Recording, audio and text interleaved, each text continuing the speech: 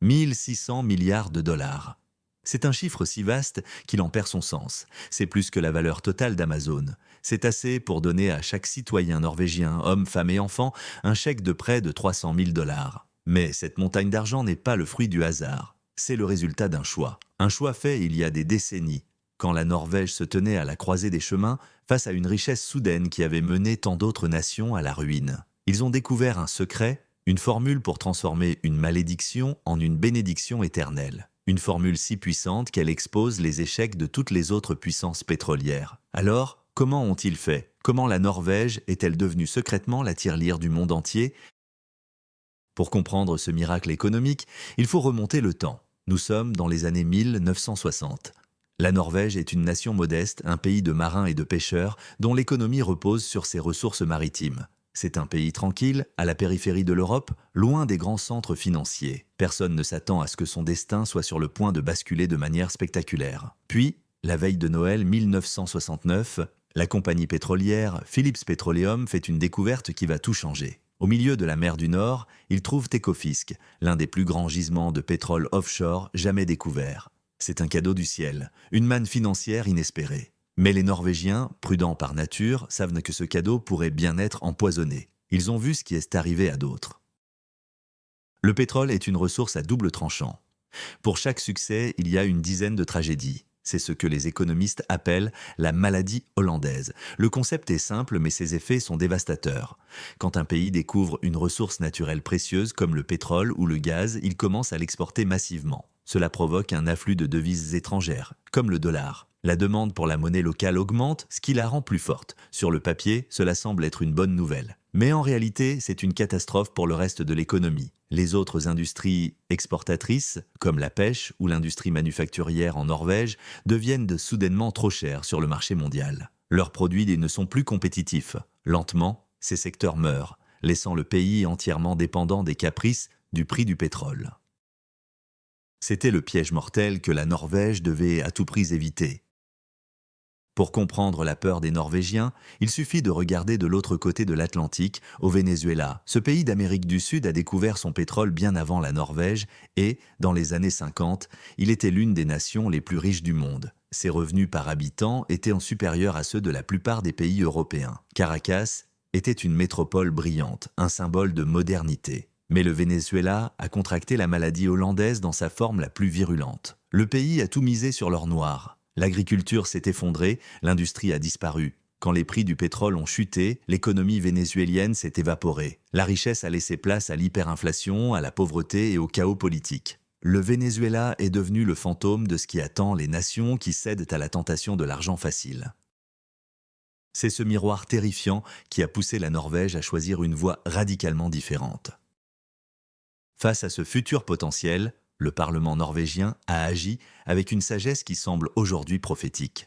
Au début des années 70, ils ont établi ce qu'on a appelé les 10 commandements du pétrole. Ce n'était pas un document technique, mais une déclaration de principe philosophique. Le principe le plus important était le premier. Les ressources pétrolières et gazières appartiennent au peuple norvégien. Pas aux compagnies pétrolières internationales, pas à une élite, mais à chaque citoyen. Ce principe a tout changé. Il a établi que l'État, en tant que représentant du peuple, aurait le contrôle total de l'exploration, de la production et surtout des revenus. Il n'allait pas simplement vendre des licences aux plus offrants comme Exxon ou Shell et récupérer des miettes sous forme de taxes. Ils allaient être le maître du jeu. Pour mettre en œuvre ce principe, la Norvège a fait un autre pas audacieux. En 1972, elle a créé sa propre compagnie pétrolière nationale, Statoil, aujourd'hui connue sous le nom d'Equinor. Ce n'était pas juste une entreprise, c'était l'instrument de la souveraineté nationale. Statoil a reçu des participations majoritaires dans tous les nouveaux gisements. Les géants pétroliers étrangers étaient toujours les bienvenus pour leur expertise technique et leur capital. Mais ils devaient s'associer à Statoil. L'État norvégien n'était plus un simple percepteur d'impôts, il était un acteur direct, apprenant le métier, maîtrisant la technologie et s'assurant que la plus grande part des profits reste dans le pays. Cette stratégie a permis à la Norvège d'éviter d'être exploitée et de construire sa propre expertise, devenant elle-même un leader mondial dans la technologie offshore. Pendant les années 70 et 80, l'argent du pétrole a commencé à affluer. Et avec lui, la tentation. Les politiciens de tous bords voyaient cette nouvelle richesse comme une opportunité de réaliser leurs promesses. Certains voulaient construire de nouvelles autoroutes et des hôpitaux, d'autres voulaient baisser massivement les impôts. C'est le dilemme classique de la richesse soudaine. La dépenser maintenant pour satisfaire les électeurs ou l'épargner pour les générations futures? Le débat a fait rage au sein de la société norvégienne. La pression pour dépenser était immense. Après tout, c'était l'argent du peuple. Pourquoi ne pas l'utiliser pour améliorer leur vie immédiatement? C'était une logique séduisante, la même logique qui avait conduit tant d'autres nations pétrolières à leur perte. Mais un événement allait bientôt leur rappeler la fragilité de cette nouvelle prospérité. Cet événement fut le contre-choc pétrolier de 1986. Du jour au lendemain, le prix du baril de pétrole s'est effondré, passant de plus de $30 à moins de 10. Pour une économie qui commençait déjà à devenir dépendante de l'or noir, l'impact fut brutal. C'était un réveil brutal, une piqûre de rappel. Les politiciens ont réalisé que leur fortune était construite sur un marché incroyablement volatile, contrôlé par des forces géopolitiques bien au-delà de leurs frontières. Cette crise a semé les graines d'une idée radicale. Et si, au lieu de dépenser les revenus du pétrole au fur et à mesure qu'ils arrivent, ils les mettaient de côté? Et si, au lieu de vivre de la vente d'une ressource limitée, ils utilisèrent cet argent pour construire une machine financière qui générerait de la richesse pour toujours? L'idée du fonds souverain était née, non pas d'une vision de richesse, mais de la peur de la pauvreté. L'architecture de ce fonds est un chef-d'œuvre de psychologie politique. Officiellement créé en 1990, il a été baptisé Fonds de pension gouvernemental de Norvège.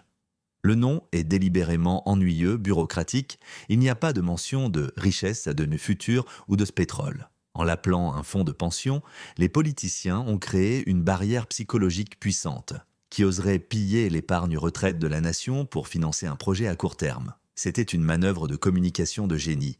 De plus, ils ont établi une règle d'or, la fameuse Handlingsregelen. Le gouvernement n'est autorisé à dépenser que le rendement réel attendu du fonds, initialement fixé à 4%, puis abaissé à 3%. Le capital, lui, ne doit jamais être touché. C'est le principe sacré.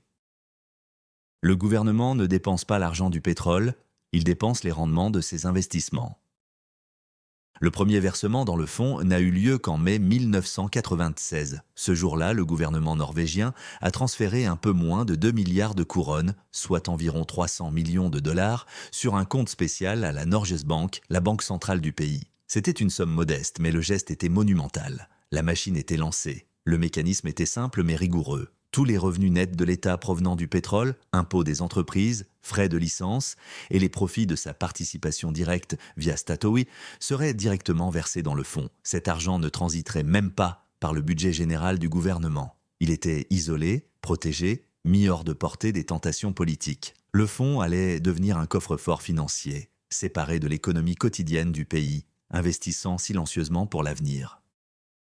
Au début, la stratégie d'investissement du fonds était extrêmement prudente. Il n'investissait que dans des obligations d'État et principalement celles des pays les plus riches et les plus stables. C'était un choix sûr, mais qui offrait des rendements très faibles. L'objectif initial n'était pas de maximiser les profits, mais de préserver le capital. Cependant, les gestionnaires du fonds ont vite réalisé que pour atteindre leur objectif de rendement de 4%, les obligations seules ne suffiraient pas. Ils devaient demander prendre plus de risques. En 1998, une décision historique a été prise. Le fonds a été autorisé à investir jusqu'à 40% de ses actifs en actions. C'est à ce moment-là que le modeste fonds de pension a commencé sa transformation pour devenir le titan de la finance mondiale que nous connaissons aujourd'hui. Il a commencé à acheter des parts de milliers d'entreprises à travers le monde.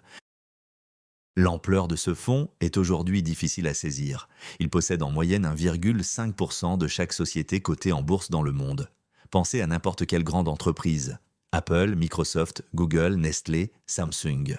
Le peuple norvégien en est l'un des plus grands actionnaires. Quand vous achetez un iPhone, une petite fraction de cet argent remonte jusqu'à Oslo. Quand vous buvez un café Nespresso, vous contribuez à financer les futures retraites des Norvégiens. Le fonds possède des immeubles de prestige sur Regent Street à Londres et sur les Champs-Élysées à Paris. Il détient des parts dans plus de 9000 entreprises réparties dans plus de 70 pays. Il est devenu l'actionnaire ultime. Un investisseur si grand et si diversifié qu'il reflète l'économie mondiale elle-même. La Norvège ne se contente plus d'exporter du pétrole, elle exporte du capital et importe des profits du monde entier. La philosophie d'investissement du fonds est paradoxalement simple, presque ennuyeuse. Elle repose sur deux piliers, une diversification maximale et des coûts minimaux. Le fonds n'essaie pas de battre le marché en sélectionnant les actions qui vont surperformer. Il ne spécule pas. Au lieu de cela, il cherche à reproduire le marché mondial. C'est une stratégie d'investissement passif dite indicielle. En achetant un petit peu de tout, le fonds s'assure d'obtenir le rendement moyen du marché mondial, ni plus ni moins. Cette approche élimine les frais de gestion exorbitants facturés par les gestionnaires actifs de Wall Street et réduit le risque lié à la mauvaise performance d'une seule entreprise ou d'un seul secteur. La Norvège ne parie pas sur des gagnants, elle parie sur la croissance à long terme du capitalisme mondial dans son ensemble. C'est une stratégie patiente, disciplinée et incroyablement efficace.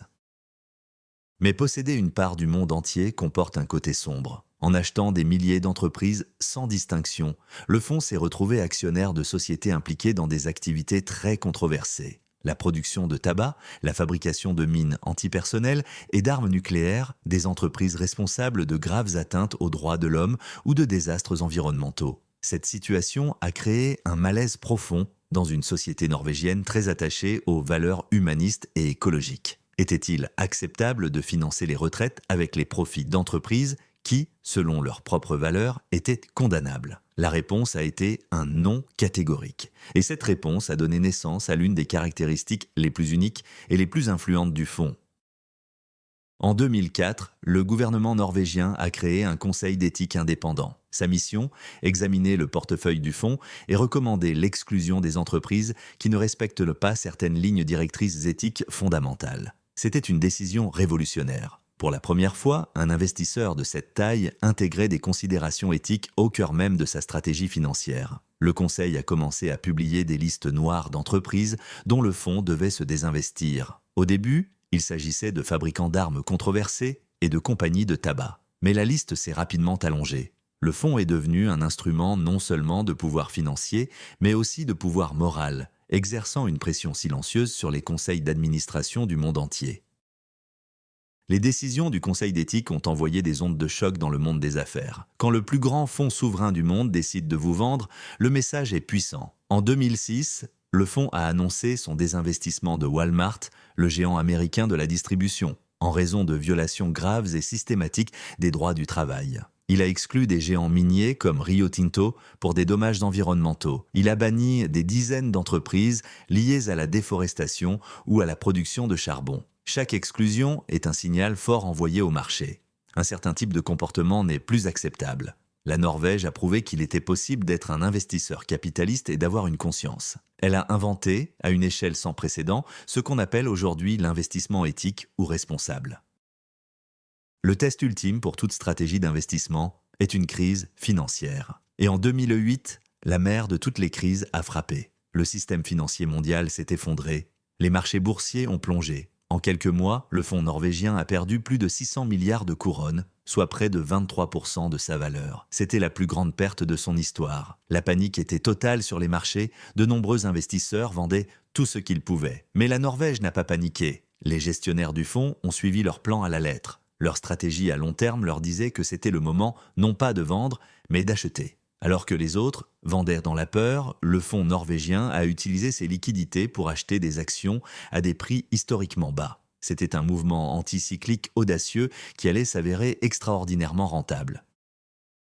Lorsque les marchés se sont redressés dans les années qui ont suivi, la valeur du fonds a explosé. Le pari courageux de 2008 a porté ses fruits et de manière spectaculaire. La croissance s'est accélérée, alimentée par la reprise mondiale et les revenus pétroliers continus. En septembre 2017, un jalon symbolique a été franchi. Pour la première fois, la valeur du fonds a dépassé 1000 milliards de dollars américains. Ce chiffre, un suivi de 12 zéros, a marqué son entrée dans une nouvelle dimension. La petite nation scandinave était désormais aux commandes du plus grand fonds d'épargne de la planète.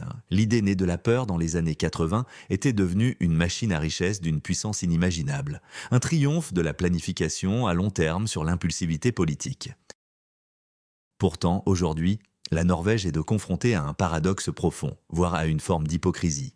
D'un côté, son fonds souverain est un leader mondial de l'investissement vert et éthique. Il se désengage massivement des entreprises les plus polluantes, notamment celles liées au charbon et plus récemment à l'exploration pétrolière et gazière. Il pousse les entreprises du monde entier à adopter des pratiques plus durables. Mais de l'autre côté, l'économie norvégienne elle-même reste l'un des plus grands exportateurs de pétrole et de gaz d'Europe. L'argent qui alimente ce fonds vertueux provient de la vente des mêmes énergies fossiles qui contribuent au changement climatique. La Norvège utilise donc l'argent du problème pour investir dans la solution. C'est une contradiction qui suscite de plus en plus de débats tant à l'intérieur qu'à l'extérieur du pays. La taille même du fonds est devenue un défi en soi. Gérer 1600 milliards de dollars est une responsabilité colossale. Chaque décision a un impact mondial. Le fonds est si grand qu'il a du mal à trouver suffisamment d'actifs de qualité pour investir sans perturber les marchés. De plus, la pression politique pour puiser davantage dans cette immense fortune ne cesse de croître. À chaque élection, des voix s'élèvent pour demander d'utiliser plus d'argent pour les écoles, la santé ou les infrastructures. Jusqu'à présent, la discipline a tenu bon. Mais pour combien de temps ? Le fonds a été créé pour résoudre le problème de la fin du pétrole. Mais que se passera-t-il lorsque cette fin arrivera ? Le fonds sera-t-il suffisant pour maintenir le généreux État-providence norvégien ? La machine à cash qu'ils ont créée est peut-être devenue trop grosse pour être maîtrisée. Au-delà de la Norvège, cette histoire est une leçon puissante. Elle montre qu'une ressource naturelle n'est ni une bénédiction ni une malédiction en soi. Tout dépend des institutions, de la culture politique et de la vision à long terme d'un pays. La Norvège a réussi là où presque tous les autres ont échoué, parce qu'elle a su faire preuve d'une discipline de fer, d'une transparence radicale et d'un consensus social pour sacrifier la gratification immédiate au profit de la sécurité future. Le fonds n'est pas seulement un compte en banque, c'est la matérialisation d'un contrat social entre les générations. La génération qui a découvert le pétrole a décidé de ne pas le dépenser, mais de le transformer en un patrimoine financier permanent pour ses enfants, ses petits-enfants et toutes les générations à venir. C'est un acte de prévoyance collective d'une ampleur sans précédent dans l'histoire moderne. Le secret norvégien n'est donc pas une formule magique ou un algorithme financier complexe. C'est quelque chose de beaucoup plus simple et de beaucoup plus difficile à reproduire. La discipline, la capacité à dire non, non à la tentation de dépenser, non à la pression politique à court terme. Non à l'idée que cette richesse était acquise. Ils ont traité leur pétrole non pas comme un revenu, mais comme un capital à préserver. Ils ont compris qu'on ne devient pas riche en dépensant son capital, mais en vivant des intérêts qu'il génère. C'est une règle de base de la finance personnelle que nous connaissons tous, mais que la Norvège a été la seule nation à appliquer à l'échelle d'un pays tout entier. C'est peut-être la plus grande et la plus simple des leçons économiques du siècle dernier, une leçon tristement ignorée par le reste du monde. Finalement, l'histoire du fonds norvégien est un miroir tendu au reste du monde. Elle nous pose une question fondamentale. Sommes-nous capables de penser au-delà du prochain cycle électoral, au-delà de notre propre génération ? Le modèle norvégien est-il un exploit unique, le fruit d'une culture scandinave et de circonstances historiques particulières, ou est-ce un plan reproductible, un guide pour une gestion plus sage de nos ressources communes ? Alors que le monde fait face à des crises multiples, de la dette publique au changement climatique, la nécessité d'une vision à long terme n'a jamais été aussi pressante.